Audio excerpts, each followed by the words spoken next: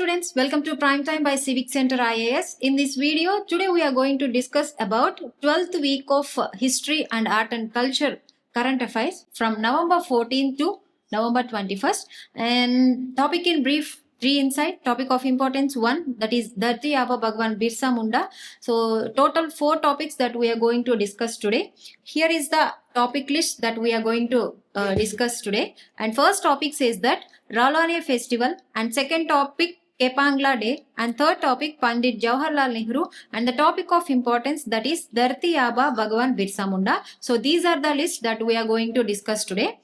So here is our first topic, Raulaine Festival. So today let's learn about a very unique and ancient Himalayan tradition, the Raulaine Festival of Arunachal Pradesh. Recently, colorful images of this festival went viral on social media and many people were amazed by its rituals, costumes and deep cultural meaning. So the Raulaine Festival is celebrated in Kalpa, Kinnaur district, Himachal Pradesh. It takes place during winter or early spring when the mountains are still very cold. So locals believe this festival is almost about 5,000 years old, making it one of the oldest surviving Himalayan traditions. So, what is the festival about? According to the local belief, there are celestial fairy-like beings called Saunis. Here, these Saunis are described as radiant, gentle and protective. Villagers believe that the Saunis keep them safe during harsh winter by giving warmth, strength and guidance. During this festival, something very symbolic happens. 2 men from village are chosen to represent a divine couple. So here you can able to see the picture here. 2 men from the villages are chosen to represent a divine couple, the Raula, which means groom, and the Raulaine, bride. So they don't actually get married, but they symbolically become vessels for the Saunis. So they dress in heavy woolen robes, wear traditional ornaments and put on distinctive face masks. So they perform a slow and meditative dance at the Nagin Narayan temple and the entire community gathers to participate and celebrate. So here you can able to see the picture, this one. So they dress up like this. So they perform a slow and meditative dance at the Nagin Narayan temple and the entire community gather to participate and celebrate this festival. So the festival is not just like a ritual, it is a way for the community to stay connected to their heritage. So this is all about Raulaine Festival. Now coming to the second topic, Kepang Day. So recently it was in news because Kepang Day observed on 17th November every year in Arunachal Pradesh. This day honors the extraordinary courage of Indian soldiers and local villagers who defend the Kepang Pass during the 1962 India and China conflict. In 1962, when Chinese forces advanced through the region, both the Indian army and local villagers put up instant resistance despite being heavily outnumbered. The observance of Kepang Day ensures that bravery of these men and women is not forgotten. Every year, the Indian Army Spare Crops organizes various events, including inter-school meets in tutoring. These activities help young students understand the historical importance of the region and build a strong emotional connection with India's border defense. So here, such centric programs instill pride, discipline and awareness about the sacrifice made in 1962. And also community leaders like MLA Alo Libang remind people that remembering these sacrifice is essential, not only for honoring the past, but also for the developing Turing as a model frontier region. Participation of senior officials highlights the regional and strategic importance of this observance. As its core, Kepang Day symbolizes resilience. It presents the combined strength of the Indian Army and the civilian population standing together to protect the nation frontiers. By commemorating this day, we reinforce the values of national security, territorial integrity, and the vital role played by border communities in safeguarding India's sovereignty. So this is all about Kepang Day. And now coming to the third topic, Pandit Jawaharlal Nehru. Jawaharlal Nehru, one of the central figures of Indian freedom struggle and the country's first prime minister. So we are all know about this. And when we coming to early life of education of Jawaharlal Nehru, so Jawaharlal Nehru was born on November 14th, 1889 in Allahabad into an affluent Kashmiri Pandit family. Okay, his father Motilal Nehru was a prominent lawyer and important leader in the Indian National Congress. Nehru received private tutoring at home before he left for England in 1905. He studied first at Harrow School and later at Trinity College, Cambridge, where he developed strong intellectual foundations. When we look into his role in freedom movement, Jawaharlal Nehru actively joined Gandhian mass movements during the non-cooperation movement in the period of 1920-22. He organized campaigns in the provinces and was arrested in 1921. In 1930, he played a major role in Salt Satyagraha. He played a significant role in Salt Satyagraha, leading a procession and even making illegal salt. This led to 6 months in jail. In 1940, Nehru became the second individual satyagrahi defending the right to free speech under British rule. And also in 1942, during the Quit India movement, he moved the historic resolution and was jailed along with other Congress leaders. And also he supported the INA trials 1945 to 1946, advocating for the rights of the Indian National Army soldiers along the Baula Bhai Desai and Asaf Ali. And when we look into Jawaharlal Nehru as a Congress president, he brought a more radical and socialist vision to the Congress. In 1929, he became Congress president at the Lahore session, where the landmark Purna Swaraj, that means complete independence, resolution was passed. In 1936, Hello everyone. As you all know, Civil Services Prime Time is one of its kind initiative where we are teaching the students current affairs related to that particular subject one day at a time. అంటే ఒక వారంలో జరిగిన current affairs అన్ని ఒక subject కి సంబంధించి మేము ఒక రోజులో చెప్తున్నాం. So this is all because of the reverse engineering technique. Because మీరు ప్రతి వీడియో చూసినట్టయితే ఎండ్ లో ప్రీవియస్ ఇయర్ క్వశ్చన్స్ ప్రిలిమ్స్ చేస్తున్నాము, అలాగే ఒక క్వశ్చన్ మెయిన్స్ చేస్తాం. So in order to get daily updates at 7 o'clock sharp as we are doing it, subscribe చేసుకోండి, అలాగే bell కూడా click చేయండి, so that 7 o'clock కి మీకు immediate గా notification వస్తుంది. He strongly advocated socialism as a key guiding principle for India. And in 1937, Faizpur, he presided over the first Congress session held in a rural area, highlighting his commitment to India's peasant. After the Congress victory in provincial elections during the cabinet mission Plan 1946, Nehru became the head of the interim government guiding India toward independence. When we look into, he worked as we all know about, he worked as our first prime minister. So Nehru became the first prime minister of independent India in 1947. He continued in office even after the Republic of India was established in 1950. His leadership shaped modern India through industrialization and scientific development and establishment of public sector institutions and social and educational reforms, promotion of secularism and democracy, and also founding the non-aligned movement in foreign policy.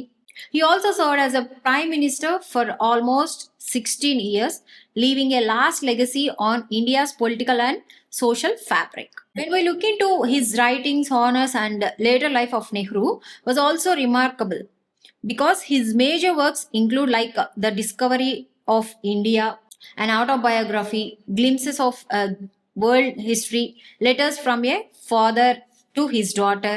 He received several honorary doctorates from prestigious universities such as Mysore, Madras, Columbia, and Hamburg.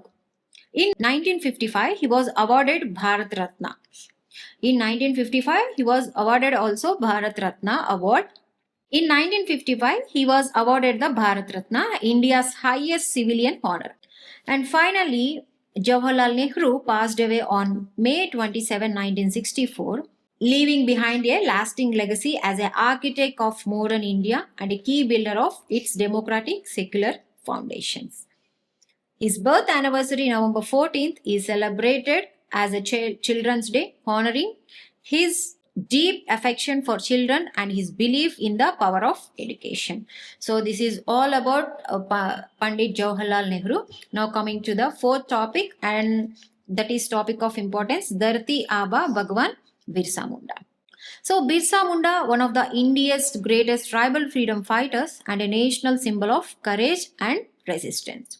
Recently, his name was in news because Prime Minister Narendra Modi addressed the Janjatiya Gaurav Divas program, marking the 150th birth anniversary celebration of Dharti, Aaba, Bhagwan Birsa Munda in Dediapada, Gujarat. So when we look into Birsa Munda, he was born on November 15th, 1875 in Kunti district, Jharkhand. So in a Munda tribe, he was born, and he is an indigenous community of the Chota Nagpur Plateau. His early life was a harsh realities of British colonial rule, such as tribal land exploitation and dispossession. The British imposed the Jamindari system, replacing the traditional Kundkati system, which allowed tribal communities to collectively own land. And he was replaced by the exploitative Jamindari system also.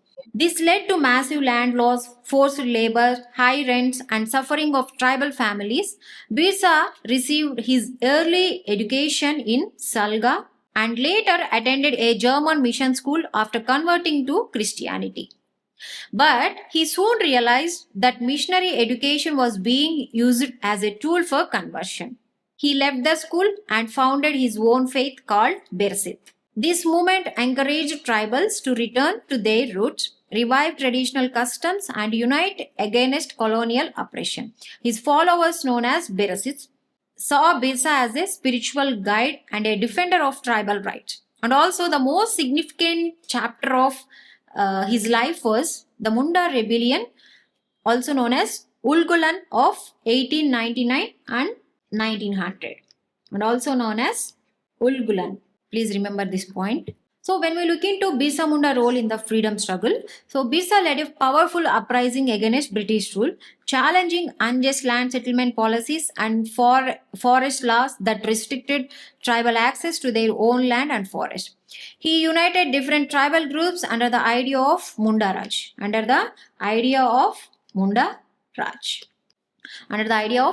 meaning self-rule and organized guerrilla-style attacks on the symbols of colonial authority.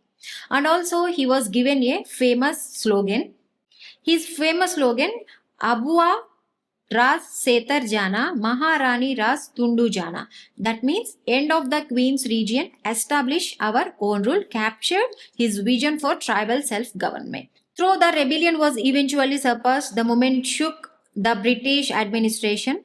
Birsa's struggle laid the foundation for the Chota Nagpur Tennessee Act in 1908, a landmark law that protected tribal land and recognized their traditional rights over land, water, and forest. Beyond being a political leader, Birsa was also a religious reformer. His Birsit faith blended traditional tribal beliefs with social reform. He urged to people to give superstitious, unite as a community, and live with dignity. The earned him title Dharti Aaba, which means father of the earth. In March 1900, Birsa Munda was captured by the British. He was imprisoned in Ranchi jail on June 9, 1900, at just 25 years in Ranchi jail, where he died under the mysterious circumstance on June 9, 1900, at just 25 years of age. Birsa Munda is remembered as one of the India's greatest tribal leaders. His birth anniversary, November 15th, is celebrated across India as Janjatiya Gaurav Divas, honoring the sacrifices and contributions of tribal communities to India's history. And also, Jharkhand was also created on November 15, 2000 as tribute to his legacy. A dedicated Birsa Munda museum in Ranch preserves his life story and the heritage of tribal struggles. So, this is all about Bhagwan Birsa Munda. So, now coming to the questions. So, and the question is here, the 9th schedule was introduced in the Constitution of India during the prime membership of, and the answer is option A, Jawaharlal Nehru. So it was the 9th schedule. When we look into 9th schedule, it was added by First Amendment Act 1951. It deals with land reforms. And socio-economic legislation, and it protected by Article 31B, and it contains almost 300 plus laws today, and it also welfare laws from long litigation.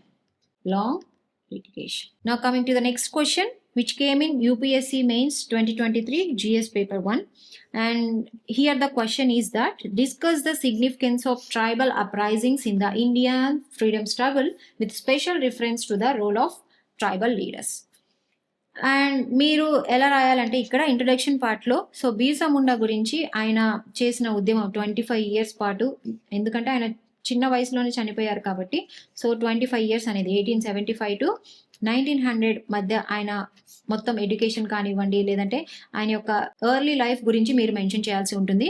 Now coming to the body part, role of Birsa Munda tribal uprisings ఏవైతే ఉన్నాయో, Munda rebellion కానివ్వండి, తర్వాత అతనికి వచ్చినటువంటి ముండా రాజ్, ఇలాంటి బిరుదులు ఏవైతే ఉన్నాయో అవన్నీ కూడా మీరు మెన్షన్ చేయాల్సి ఉంటుంది. తర్వాత ట్రైబల్స్ కోసం తీసుకొచ్చినటువంటి యాక్ట్స్ ఏవైతే ఉన్నాయో అవన్నీ కూడా మీరు ఈ బాడీ పార్ట్లోనే మెన్షన్ చేయాల్సి ఉంటుంది. తర్వాత చేసినటువంటి సోషల్ రిఫార్మ్స్ కానివ్వండి ఏవైతే ఉన్నాయో అవన్నీ కూడా ఇక్కడ మీరు మెన్షన్ చేయాలి. సో చోటా నాగ్పూర్ టెనసీ యాక్ట్ 1908లో వచ్చింది. సో ఇవన్నీ కూడా మీరు మెన్షన్ చేయాలి. అండ్ దీని తర్వాత significance of tribal uprisings in freedom స్ట్రగుల్లో భాగంగా ట్రైబల్ అప్రైజింగ్స్ ఏవైతే చేశారో ఆయన, అవి మనం తెలియజేయాల్సి ఉంటుంది. Now coming to the conclusion part విషయానికి వస్తే, సో ఆయన చేసినటువంటి ట్రైబల్స్కి చేసినటువంటి సేవ కానివ్వండి, వాళ్ళ కోసం తీసుకొచ్చినటువంటి యాక్ట్స్ కానివ్వండి, వాళ్ళకి సపోర్ట్గా నిలిచిన ఇవన్నీ కూడా మనం ఇందులో మెన్షన్ చేయాల్సి ఉంటుంది. He is a symbol of tribal pride, ecological respect and anti colonial resistance, and his legacy continues to inspire movements for land rights, social justice and cultural identity across India. So ఇది మీరు conclusion పార్ట్లో mention చేయాల్సి ఉంటుంది. And please send your answers to response@civiccentre.in for CivicCentre IAS Masters valuable feedback. Thank you. CivicCentre IAS is offering Telangana Group 1 Prelims cum Mains classes as well as Andhra Pradesh Group 1 Prelims cum Mains classes in English medium for a period of 8 to 10 months. This also covers the complete NCERT textbooks and statewide textbooks. So what are you waiting for? Learn through reverse engineering technique today. Admissions are in progress. Join now. Visit our website. Thank you.